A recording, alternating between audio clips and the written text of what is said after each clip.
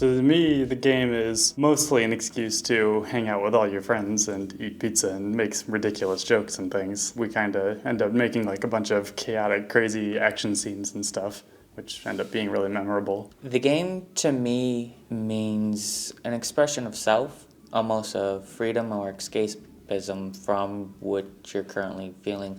I start the day off as Jordan, but as soon as I am at the table, I can be anyone that I want to be. I enjoy playing this because unlike a lot of games, it is quite, like if you play a video game, your dialogue, your available actions are very restricted and restrained, while with the TTRPGs, and a lot of them, it's actually your limitation is your imagination. Way back when I was like 6, I'm like 29 now, my dad had busted out his like D&D stuff from when he was a kid, because it like came out and was really popular as he was growing up. So anyway, he busted it out and he was like, hey, you've never heard of this thing, you should try it. And he like ran me through a little adventure. I was like a heroic Hercules type knight dude. And I went into a cave, fought some skeletons, and got like a big gold cup, and I was like super hooked. I think the most important piece in any game session is a good DM. An experienced DM will bring the board alive like nothing else. I mean, everybody has to be included, everybody has to really like the character, and so these are all important aspects. But a good storyteller, or somebody that can immerse you in the world that they're in, somebody that can make it believable, somebody that can make it fun, that's probably the most important piece of a D&D game.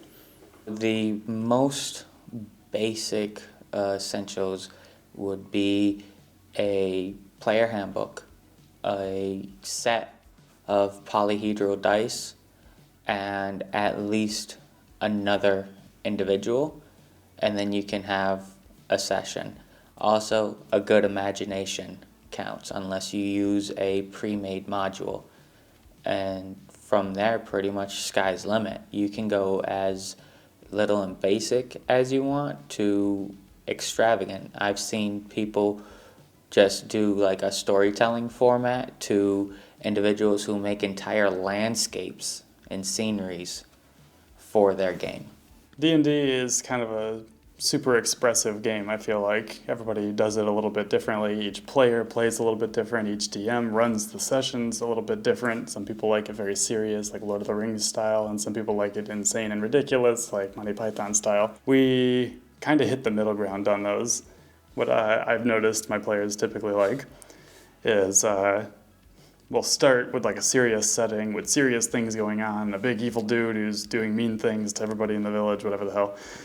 And then my players will be absolutely ridiculous and chaotic in that situation. So what that kind of ends up doing is it makes the players the anomaly and makes them the focus of all the wacky shit that's going on.